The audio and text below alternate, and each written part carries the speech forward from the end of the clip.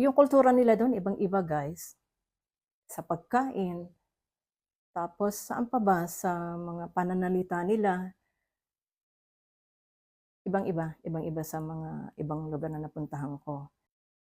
At tapos nagulat ako guys, first time ko nakakita ng ano, ng coffee plantation.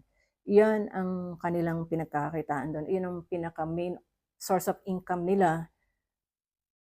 Grabe, sobrang laki at sobrang lawak. Yung dalawang coffee plantation yung napuntahan namin, isa yung 50 acres, tapos isang 160 acres. Gano'n kalalaki ang mga pag-aari ng mga tao na nakatira doon. Although na sila ay mukhang ano, yung alam mo yun, yung villagers, pero 'pag nakarating kayo do'n hindi kayo maniniwala na, na nasa India kayo.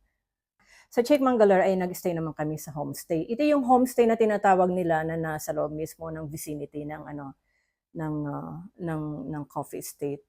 Maganda siya, 'pag ano, maganda yung labas niya, tapos gabi kasi kami dumating, so ang ganda talaga, ang daming ilaw. So siyempre natuwa naman kami kasi sobrang ganda. Pero yung reality nun, alam niyo pagpasok sa loob, hindi siya kaaya-aya, hindi siya kagandahan.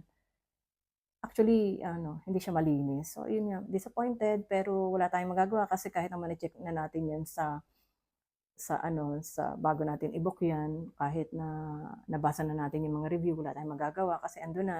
Yun lang guys ang pagkakaiba ng from hotel to, Airbnb and then homestay. Sa homestay talaga kami yung medyo na talagang ang laki ng disappointment namin. Sa Chikmagalur ano, sa ano kami, sa dahon ng saging kami ano, malamig kumain.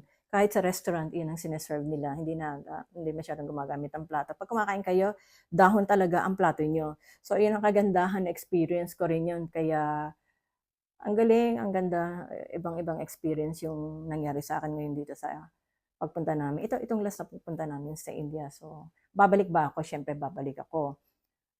Kasi marami pa talagang puwedeng madiskubre at makitang magagandang lugar sa India.